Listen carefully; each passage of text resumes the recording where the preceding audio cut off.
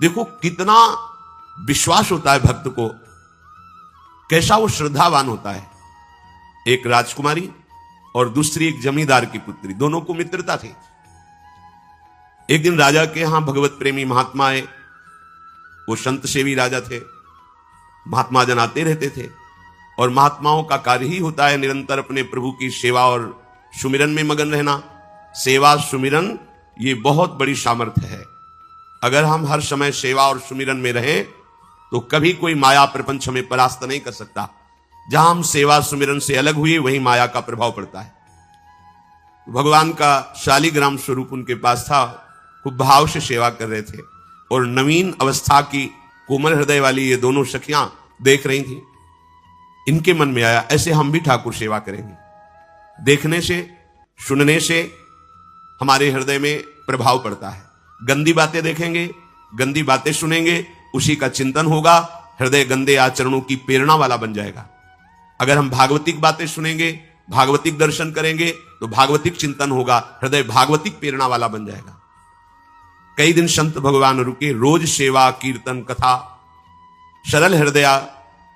उन दोनों सखियों में बात आई कि चल करके संत भगवान से कहते हमको भी ठाकुर जी दीजिए। दोनों ने चरण पकड़कर प्रार्थना की, गुरुदेव हमारे हृदय में भी इच्छा हो रही कि हमें ठाकुर सेवा मिले। अब दोनों बच्चे ही थे। संत भगवान ने विचार किया सेवा पद्धति में बहुत सावधानी की आवश्यकता होती है। अभी ये बच्चे हैं, कहीं सेवा अपराध न बन जाए। सेवा अपराध भी होता है। उपासना में चलने वाले उपासक को सेवा अपराध और उप सेवा अपराध 32 ये 64, इन पर सावधान रहना चाहिए। ये गलती नहीं होनी चाहिए। जैसे आप ठाकुर सेवक हैं, अपने घर में सेवा विराजमान किए हुए हैं। अब जैसे आपको ठाकुर जी के दर्शन के लिए जाना है, जहां तक ठाकुर जी के दर्शन करने के लिए जाना है, हो सके तो पादुका न पहने, नंगे पैर दर्शन करने जाए।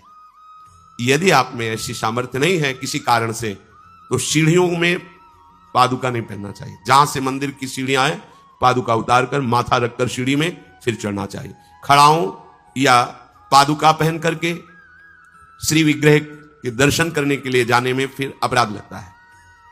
अरे अपने मालिक के दर्शन करने जा रहे हैं, स्वामी के दर्शन करने जा रहे हैं, प्रभु के दर्शन करने जा रहे हैं, तो अपनी कुटिया से और मंदिर तक नंगे पैर जाना चाहिए।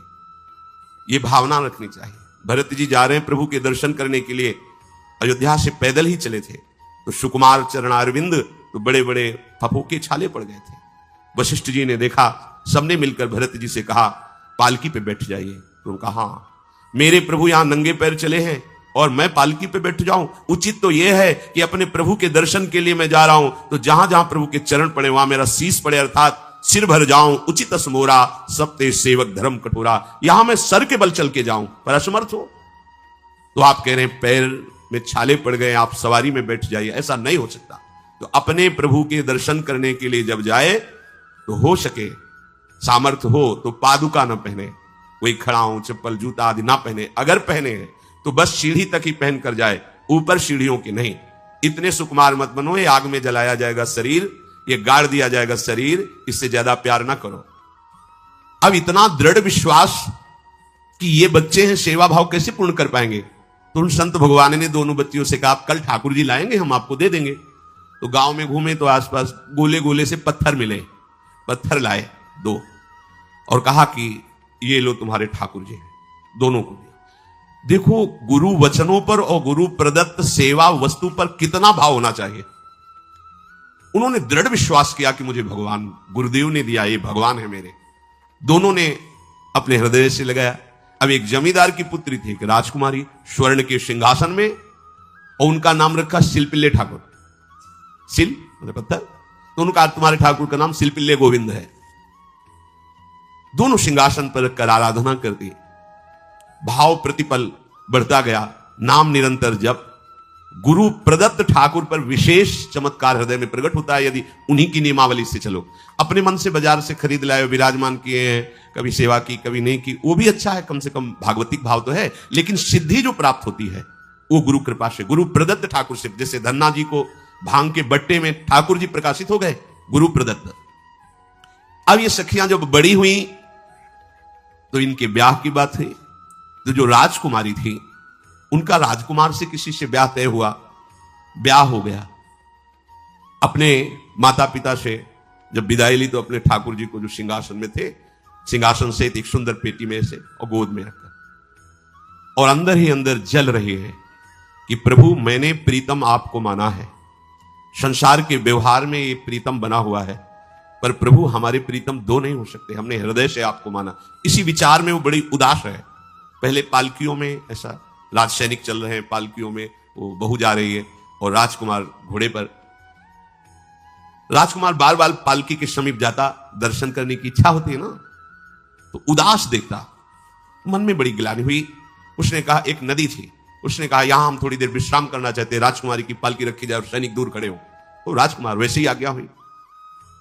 तो बात करना चाहते हैं, पर वो ना देखती है और ना बात करती है, और इतना सुंदर रूप, क्योंकि ब्रह्मचारिणी और भगवत आराधना। अब उसके हृदय में जलन हुई कि ऐसा क्या है जो हमसे बात नहीं कर रही। बस बार बार ऐसे पिटारी खोल के ऐसे ठाकुर जी को देखती। नाम जप और सेवा के प्रभाव से वो सिल नहीं रह गया था, वहां उसको सांवरे श्याम सुंदर की झांकी मिलती थी।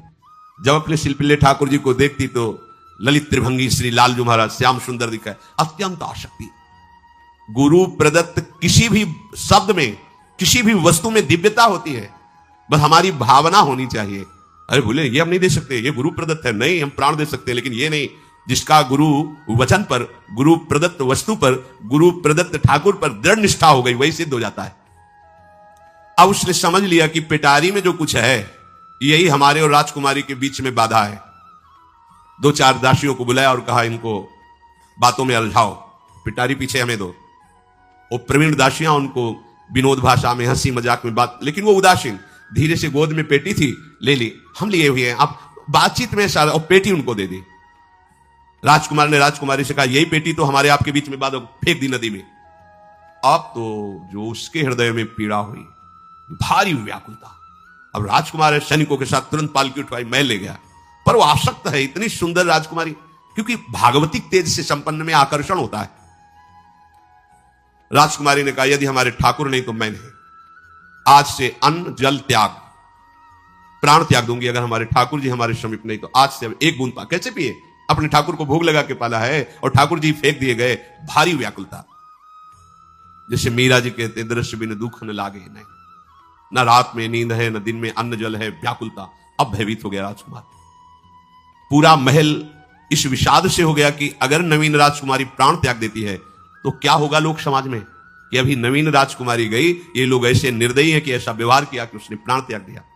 राजकुमार घुटने में आ गया, घुटने टेक कर राजकुमारी से कहा मैं तुम्हें दुखी नहीं करना चाहता, पर मैं तुमको छोड़ भी नहीं सकता। अब हमें आप वो उपाय बताओ जिससे आप मुस्कुरा दो, आप प्रसन्न हो जाओ। तो उनका, हम अपने ठाकुर के बिना जीवित नहीं रह सकती, यदि आप हमें जीवित देखना चाहते तो हमारे ठाकुर जी लाके दो। हमारी भागवतिक निष्ठा ऐसी होनी चाहिए कि जो गुरु जी ने मंत्र दिया है, जो गुरु जी ने उपासना दी है, उसमें दृढ़ विश्वास होना चाहिए। हमारे अंदर किंचन मात्र फिसलाव नहीं होना चाहिए।